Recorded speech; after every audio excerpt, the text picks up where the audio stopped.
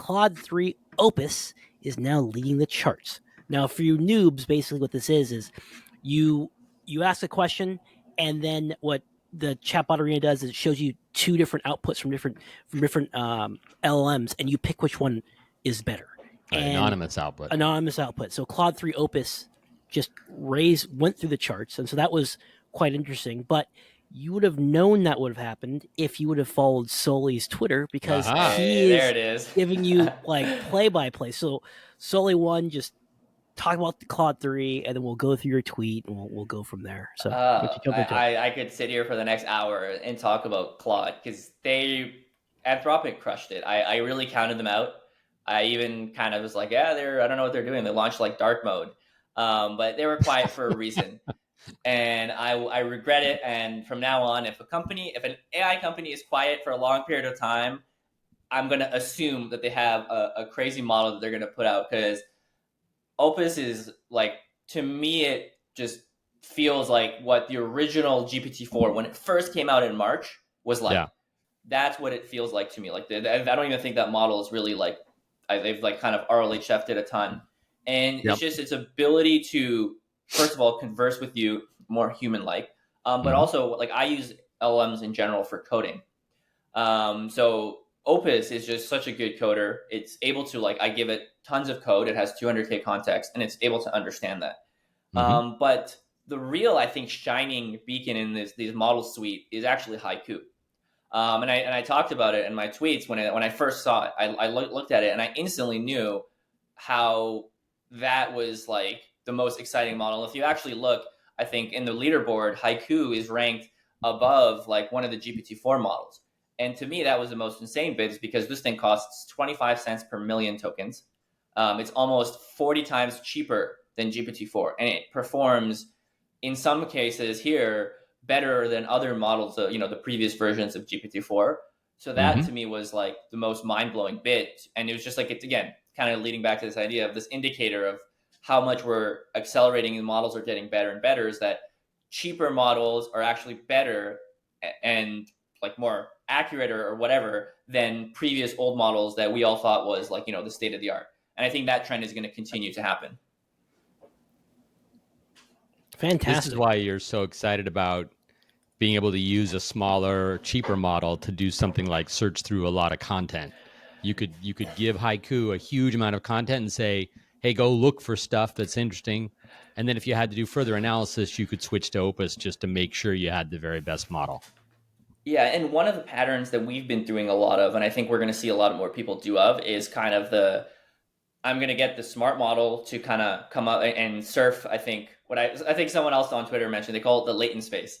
And I like the term. And basically what it is that you give a snapshot, a very high level abstract snapshot to a smart model, and then you give it instructions to direct Haiku. So for example, I wouldn't just go to Haiku and be like, search this document. What I would say is like, okay, first I'm going to give a snapshot of what this document is about to Opus or GPT-4. It can be whatever smart model. I'm going to say, all right, now your goal is to actually create the directives and the objectives and kind of outline what the smaller model should do.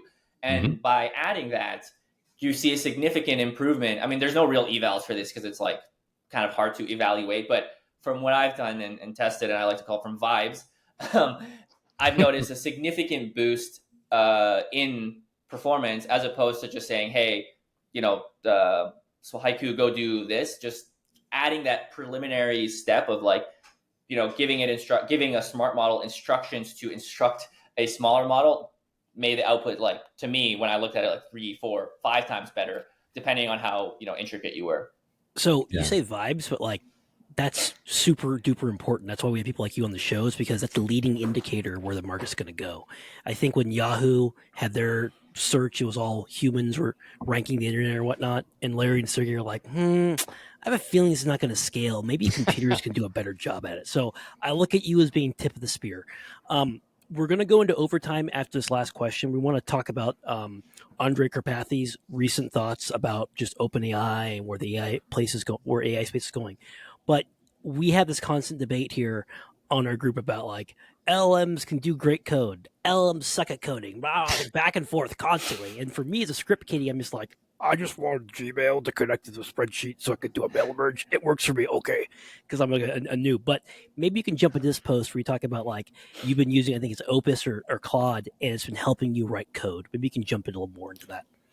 Yeah, I mean, I think the aspect of writing code is one of the most exciting bits to me because it just gives you so much more control in, or not, and I'm talking about in the nature of the LLMs. It just gives it more agency, and I think we're going to see a lot more kind of work and research done into like how can I let the model just write its own code. And I think we've seen that with the code interpreter, but I think we're going to see a lot more of that. But for me in my day to day, I think it's just like it doesn't write perfect code. That's for sure. It's not there yet. But what it does is it makes me personally like 4 or 5 times more productive because I copy paste a file or two. I take 2 or 3 files. I throw it into some model and I say, hey, here's your relevant information. Here's how I code. I need you to give me the output. And previously that didn't work so well because you had token limits, right? 8,000 tokens for GPT-4. And it would basically try to zero shot. It would just try to like guess what you wanted.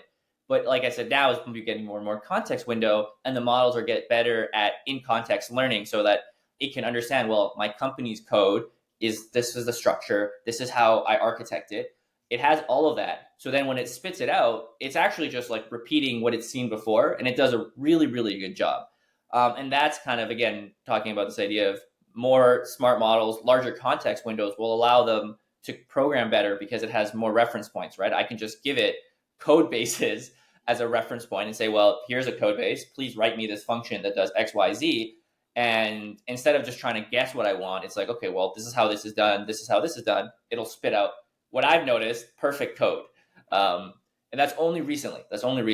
Not like 6 months ago or even like 3 months ago. That did not happen. But the ability to put 200K tokens and ask for an output has improved the coding quality of these systems significantly. Fantastic. And it's basically giving you bionic legs. Like you were Usain Bolt when you were coding, but now you have bionic legs and you can go much faster in all this. You're still going to need Usain Bolt there pumping away, but having the bionic legs definitely helps out. So interesting analogy. Thank you.